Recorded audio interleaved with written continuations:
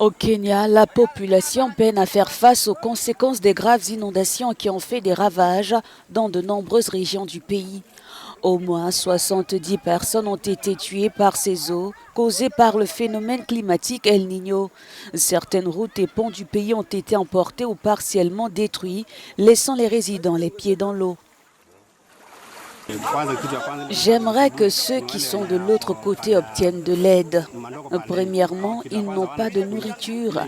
Et l'autre chose, il faut reconstruire les routes. À l'heure actuelle, il ne peut rien se passer parce que les routes sont détruites.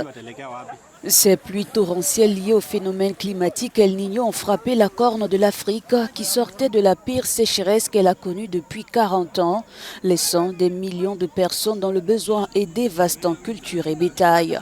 De nombreux habitants vivant autour de la rivière Tana se sont retrouvés sans abri. Avoir de la nourriture est un véritable problème. Mes enfants ont faim, ils n'ont pas mangé depuis hier. Je viens d'arriver ici, je ne sais même pas comment faire pour aller à Mwingi. Il n'y a pas de véhicule. Depuis le 1er octobre, les inondations ont fait plus de 100 morts et presque 700 000 déplacés en Afrique de l'Est, selon le Bureau des affaires humanitaires des Nations Unies. Marianne Waré, veuve et mère de 5 enfants, a dû fuir les inondations. Il y avait de fortes pluies et des inondations toute la nuit. Je n'avais personne pour m'aider. Mon mari est mort il y a de cela très longtemps. J'avais du mal à mettre mes enfants à l'abri. Quand je suis rentrée, tout était parti. Nous n'avions nulle part où aller. Toute la nourriture était détruite et notre maison a été emportée par les eaux.